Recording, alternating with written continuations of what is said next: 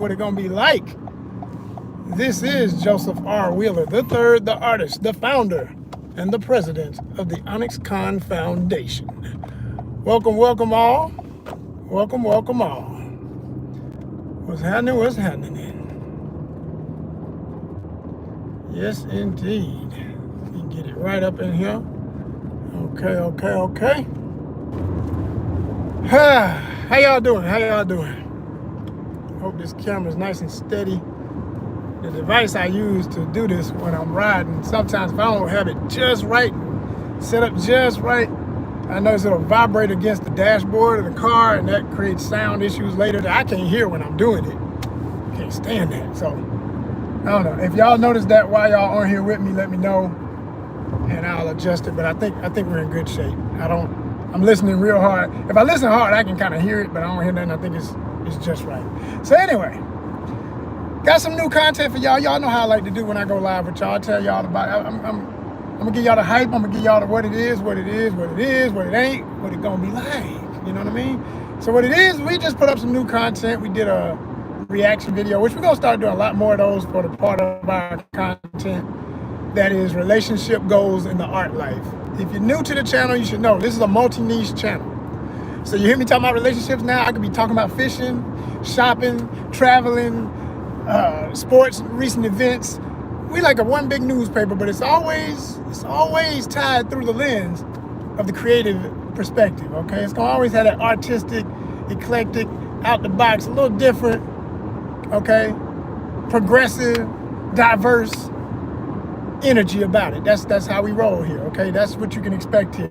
So if you're curious, that's what you want to look around and see what we're about. You know, checking out all of our playlists, and you're gonna see the variety of content that we offer. Because we're proud to be a multi-niche channel, not a one-trick pony. We don't do one niche. We don't care what the algorithm want us to do. We're gonna do what we do because it's winning. It's a slower growth pattern, but it's happening.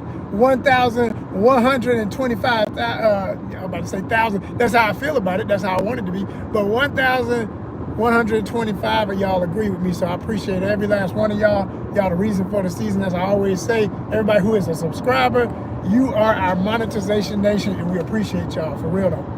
So I did this reaction video, like I say, and I was reacting to Arlette Amuli, who is the head host of the original Pop the Balloon or Find Love show.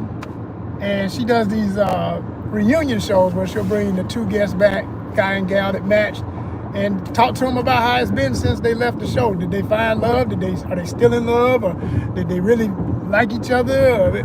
And most of the time, and it's sad to say, but like I think the batting average is like 90% fail. Like I think I've only seen maybe, I don't even know if it's 90%. It might be like 99% fail. Because I may have seen like one show in one of those recaps where they were still talking, they still like each other, and it might turn into something special. Other than that, everybody just crashes and burns. It's horrible. Even when you think they're doing good, because they start off giggling and laughing, and everybody's happy at the beginning of the show, and you think, oh snap, all right, that's all right. Look at that right there. They got love. They got their thing going. And then they started talking this other talk. You like, what the hell? Wait a minute, what's going on here? Wait, whoa. What the? Hey, that's a cliff. Vroom, like Toonses on Saturday Night Live. And if you don't know your comedy, just look up Toonses the cat, and you'll understand. they riding off the cliff, y'all. They riding off the damn cliff. It's terrible.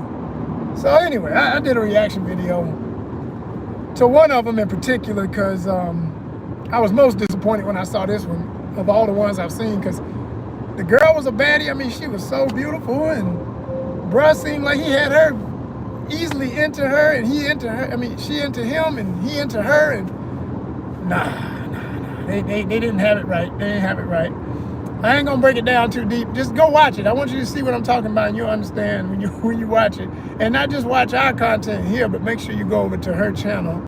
Support Arlette, you know what I'm saying? I support her. I follow, you know what I mean? We want to see them keep getting the numbers. She's doing amazing numbers. I mean, amazing. Like almost every video hits 1 million or close to 1 million. She's killing it worldwide with it.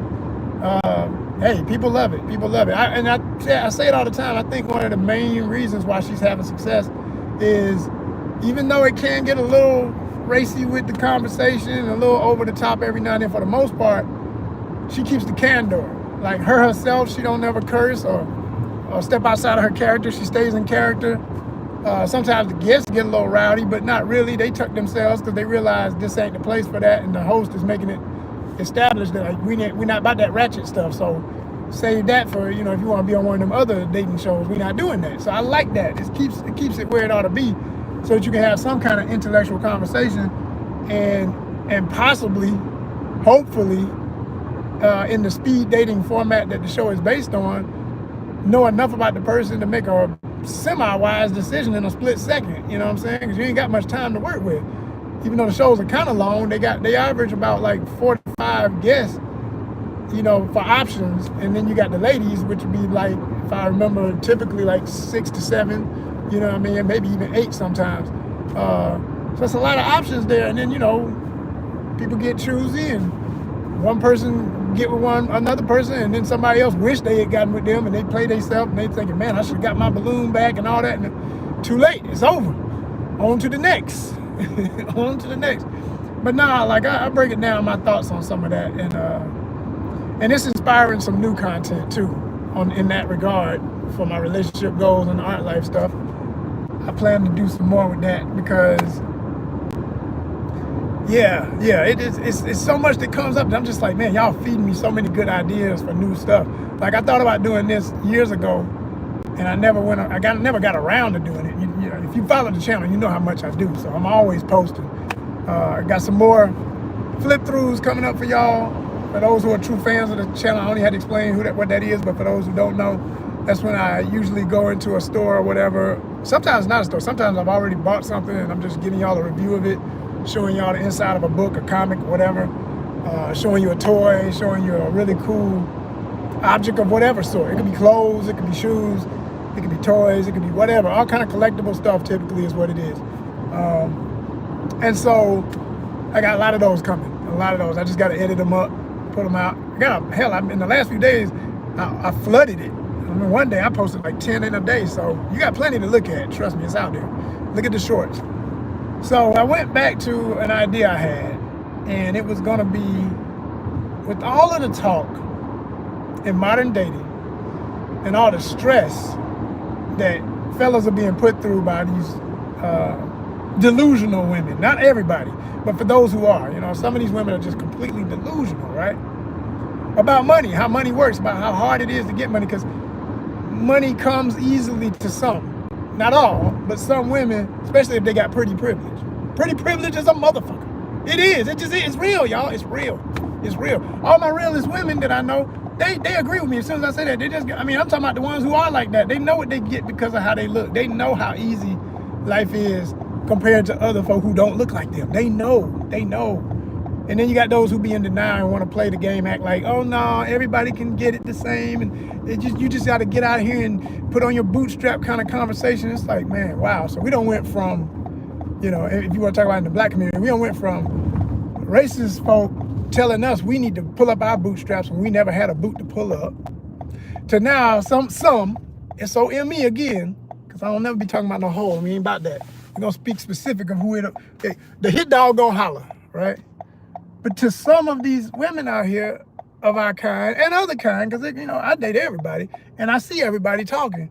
But I hate to say it, mostly folk who you would claim as part of your ethnic or racial group, because, race doesn't really exist. It's just a construct. We'll be talking that stuff. Like, I don't know what you got to do, but go get it. Everybody hustling these days. Everybody making it. Everybody got it. What is this everybody? What is this concept of everybody's rich? We are in one of the worst economic times in the history of this country for some people. And for other people, the most prosperous times. Okay? But for those who are in the other category, and if you're in what would be considered the middle class, which is, as they say, is slowly to a point where it ain't even slowly, fast speed to a point where there's really no middle class. It's either the haves and the have-nots. Like literally, you either rich or you ain't. I'm not rich.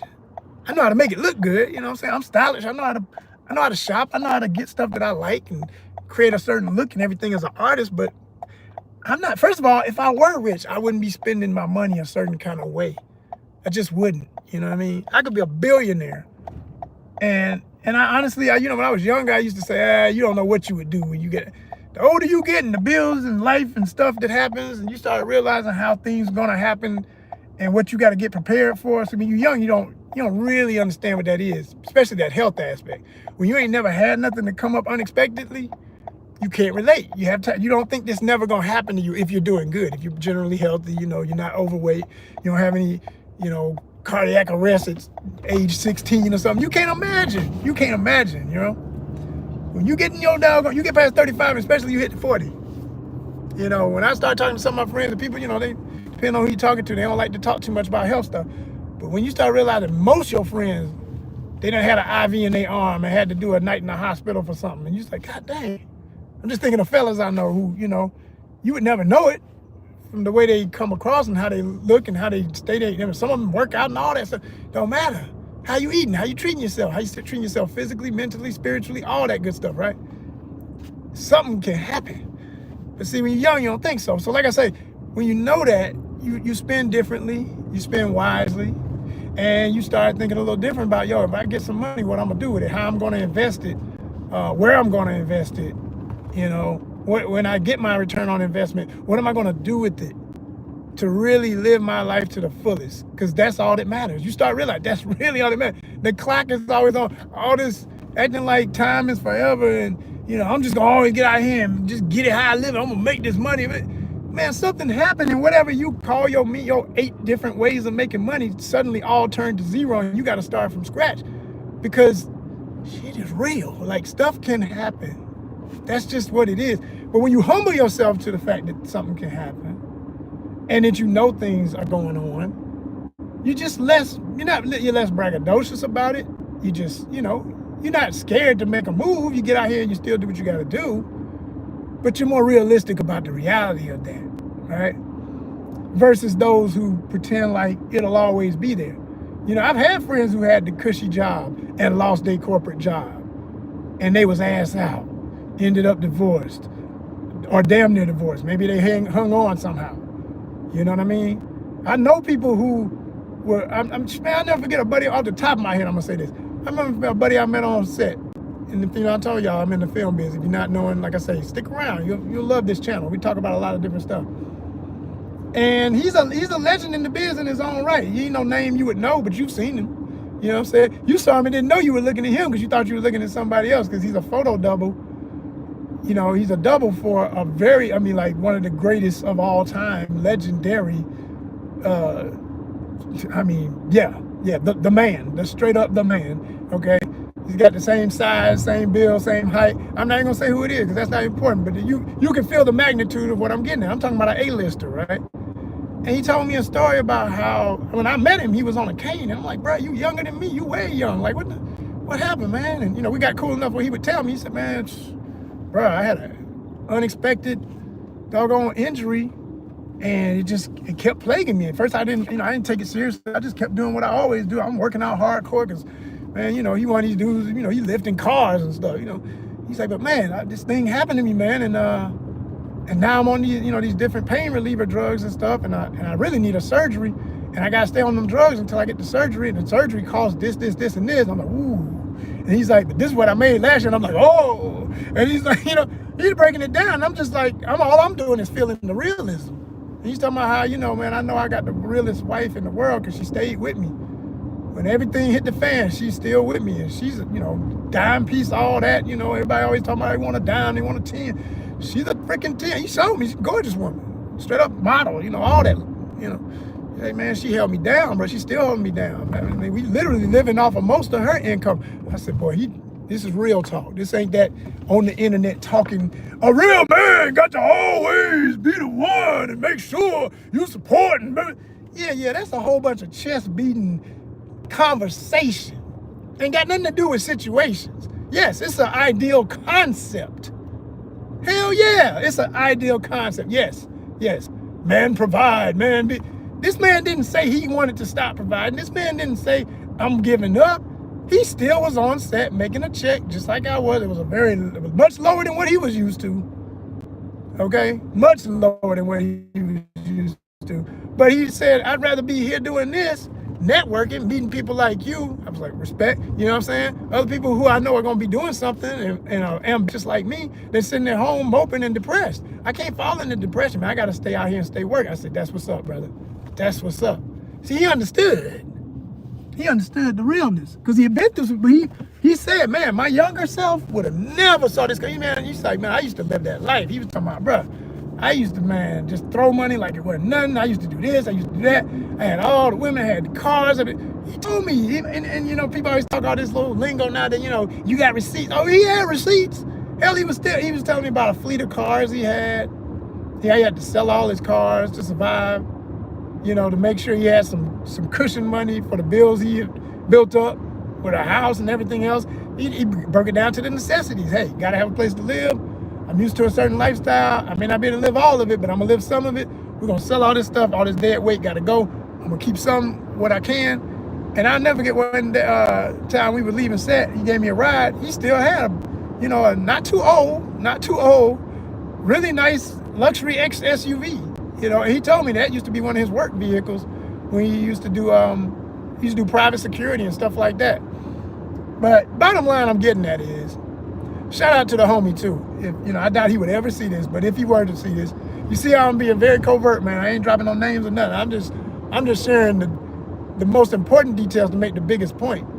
That we who understand reality don't fall prey to the fallacy. We who understand reality stay the sharpest knife, okay? We the sharpest knife, we really are. Because no matter what happens, we gonna be all right. We gonna figure it out. We gonna survive. We gonna figure out a way to still be happy and all of that. But we're realistic. And all this other stuff I hear a lot that's become trending conversation, it's very harmful. Because it has nothing to do with reality and things that happen and circumstance. It's too much fantasy. And I'm a fantasy artist. I love fantasy.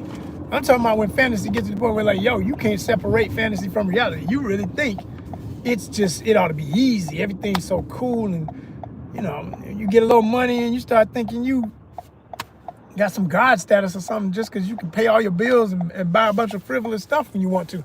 That don't mean nothing. That don't mean a damn thing. And so I shout out the real ones who understand like what my friend I was talking about went through and knew how to handle that situation and be ready and humble himself and survive and still be all right, still thriving, but just, you know, dial it back, man. Do what you got to do so you can stay afloat. So I wanted to do a fun video, and I'm still going to do it, where to make my point about all of what I'm talking about in real numbers and stuff that people be yapping about, all this stuff that gets like, you know, objects that get applied to this frivolous way of so much money and people just throwing it and wasting it and using it on dumb stuff. And I'm not saying if I had a whole lot of money, like I was talking about being a billionaire or even a millionaire or even 100,000 there, I would still enjoy, for every 100,000, you think I was another million, because that's how I'm gonna live it. You know what I mean? But some people, they're gonna throw it like they billionaires and they only millionaires, and that's my point. They don't go in reverse. They don't turn $2 into $5. They want to get $5 and act like they got 500. It's like, God dang, man. And then they want to tell other people, you ain't nothing unless you living this 500 life. You know what I'm saying? Because I'm doing it like this. And God almighty, if these people don't sit down and shut up, it's not true. It's all cap, as the kids say. It's all cap. In caps, it's all cap. Spell it out in caps. It's bullshit, y'all. I'm sick of it. It's detrimental. It's hurting people. It's not doing people any help to teach them that nonsense and to teach a whole nother generation that that's how it is when it's not. One of the biggest lies ever told, there was a horrible lyric that messed up so horrible, was with freaking Lil' Kim. Respect to Kim, but I hated this song's chorus. When she said, money, power, respect. Money, power, respect. I said this before, I'm gonna say it again. And I'm so glad he got it right before his untimely death. But the legend from Mobb Deep, Prodigy, rest his soul, brethren, as he was getting older, it's like, you wouldn't have thought he was the same rapper he was when he came out with Mobb Deep. That brother, because he found true knowledge. He went through a lot of pain, a lot of stuff. He was dealing with sickle cell. He ended up in prison, some other stuff. By the time he was in his later days, that brother was, I just always hate that a lot of our best folk get that wisdom too late. They start expressing it too late. But he said, respect, power, money. Respect, power, money, in that exact order. Get it right. And I ain't gonna say the rest of the way, because he was mad, because he must have been having an argument with some little young fool trying to tell him, like, yo, I'm OG, motherfucker. Sit down and learn. And the fool was talking shit, so he's like, I'll break your little ass nails in the next lyric. But that ain't the part I'm stressing. I'm stressing that main part to make the point, okay? He said, yo, respect, power, money. That's the truth. If you ain't got no respect, you don't really have power. I don't care. Oh, hell yeah, I do. People fear me. Fear ain't power. Because one day somebody who fear you gonna say, I'm tired of being scared, man. I'm gonna go take this fool out. Fear don't last. That's not respect. Respect is the closest thing to love. When somebody, they don't even have to outright love you, but they respect you so much, they just, you gotta love something about that person enough that it's like a type of love almost. Even when you don't like them, you say, I respect this though. I respect this. So you're gonna leave that alone. You know, you're not gonna challenge it. Because you know something about it is bigger, or understand something you don't understand, or something about it you can still learn from. And you wanna, you know, I don't wanna hinder that. Let me keep listening, even when I don't like how they say it. I like something, I respect that. Or when you do just totally love it, it's the best kind of respect. Oh man, you love them for real and you respect it. You can't, that grants you, all of this grants true power. Because it creates access, resources, all of that. That's real power. And then that can become the money. And then you can go even beyond money. You just get into literal capital, real resources, what people spend money on. But anyway, so when he said that, that was important. And, you know, a lot of these young folk out here, they ain't got no clue, none of what I'm talking about. And it's just, you know, the older I get, I just want to share that wisdom, because I'm realizing, yo, I got a platform to do it, I'm going to do it. So every time I can, I'm going to stress that, and I'm going to make this example with this video I'm planning, where I itemize things that are popular, and I make a point about particularly how it's becoming, men are doing it too. Men are doing it too, but I think it's most atrocious in the fact that so many women are throwing it at men, you know, and saying, got it backwards. Like I say, like when a man finally wakes up, like Prodigy did, we come another way. If a woman gets lost in that, I hate to say, look at what happened to Lil' Kim. When she had that lyric, she was beautiful. She was a little cutie, little chocolate thing. Now I don't even recognize Kim no more. She was so obsessed with the glam and what she thought was glam. She altered her body. She don't even look like a human being. She did that Michael Jackson level facial reorganization, and it looks weird as hell. The cake makeup, the transvestite makeup, don't get offended. That's where the culture of that comes from. Cake makeup and them high big ass lashes and stuff. Look it up. They claim it. It's part of the culture that they created that. It's an art to it for them, and they made it something everybody else just grabbed onto. All these women said, oh, yeah, well, I think I will wear lashes to be all this far off my face. And that stuff ain't, you know, they had lashes way before the trend, but they wasn't doing these. Anyway. So, yeah, I'm just saying, like, all that stuff that, you know, with Kim, you see, man, we gotta reel in ourselves, men, but we also gotta reel in our women. Our women got to come back to something sensible, because we chase them. At the end of the day, we pursue them. All us real men who love women, okay? We gonna chase the women. We love women. You gonna chase women. So the women we chasing can't be crazy to the point they telling us delusional stuff, and then at a certain point we give up, and some of us becoming delusional. Men out here, and dudes doing too much, man, trying to fit in and be something they not, and prove to somebody who ain't even got a pot to piss in, or a window to throw it out, as they say, but want you to be a billionaire overnight. Where are all these $100,000 men that they all say they want? Enough is enough.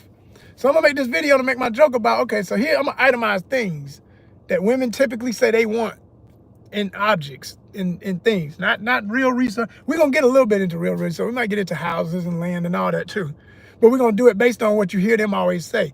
You hear these women saying, I want a man I could build an empire with. What do you mean empire? Do you really understand what the word empire means? You got your own army, navy, Marines, etc. What are you talking about, empire? What are you talking about? Stop using these words inappropriately. It's enough of that. So we're going to do that. We're going to break it down. And then I'm going to break it down, like I said, into the smaller stuff. We're going to do the micro and the macro. Macro and micro of it all. We're going to talk about the, like how Birkin, we're going to compare the price of the average Birkin bag to the average pair of Jordans or video game system or and you already know after I say that where that's going. You already know what the conclusion of this video when I do it gonna be, right? It's gonna be atrocious, but it's gonna be real interesting because I'm not a mathematician, but I like old-fashioned math. I like just basic math. I love mean averages and I love percentages and I love just subtraction, addition, multiplication, division. Just the simplest. I don't do all the calculus and all that other stuff. I don't care. But that regular math, oh yeah, I love that because I can get on the calculator and make it make sense. And I'm gonna show y'all. We're gonna do it. I might even show you the calculator cutaway scenes. And I'm gonna be like, this times this equals this. Did you know that? And then if you did that, well, guess what? How much money would we save if the man's habits were respected? Because a lot of times it's the other thing that I'm gonna make at this point in the video. Women always making fun of men like myself and others who love comic books or love sci-fi movies and things. Not some. You gotta say some. I always say some. Because there are women who love all that too. Come on, Megan Thee Stallion is an anime fan. You would think because of her that we would have more women that wouldn't say this stupid stuff no more as big as Megan is. Because they all trying to look like and act like Megan. But yet that one part for some, because some of them diehards like her, they anime heads, all that, they be at the conventions the whole nine. I seen it. That's most of the younger. But them 30s and up, man, they weird about it still. They still look at it from their era where, they embarrassed to be like, I did kind of like that Star Wars movie. Why are you embarrassed about it? Say it with your chest, damn it. The hell you talking about? You kind of liked it. Love it. What's wrong with that? It's just a genre. You know what I'm saying? Like, men don't care if you like your sappy, crazy, stupid to us sometimes, soap opera type stuff. Some of the movies be good, and we might sit and watch one, but that don't mean that's our genre. If it ain't. If it is, it is, whatever. But I want to say that people ought to be able to enjoy what they enjoy. And then when the price tags get put on it, when somebody want to make you feel like you're not being productive, because I see this on these dating shows, like as soon as some of these men say they play video games, pop, pop, pop, pop, pop, balloons pop. I'm like, what? And then for the funniest ones is when the dude says, I'm professionally competitive. I make X amount of dollars. It's another form of my income. It's one of my 8 streams of income every man better have. It's one of my 8 streams. They say, and then they feel kind of stupid. But then a lot of them still can't deal with it because they thinking, oh, you just not going to pay me no time. You ain't going to spend me. So hold on. So it's okay if he's spending time as long as he's spending money on another Birkin bag, some red bottoms, taking you to the mall, standing with you, waiting on you at the Mac counter to get a makeover or buy some overexpensive lipstick or something like that. It's okay then. But if he's buying a game that costs $60 freaking versus a bag that costs $10,000 and up, I rest my case. We're gonna go there though. We're gonna go there, y'all. I'm gonna get into it. I think this was gonna be one of the ones that turns this channel viral. Help me do it when it drops, all right? Holla, y'all. Peace.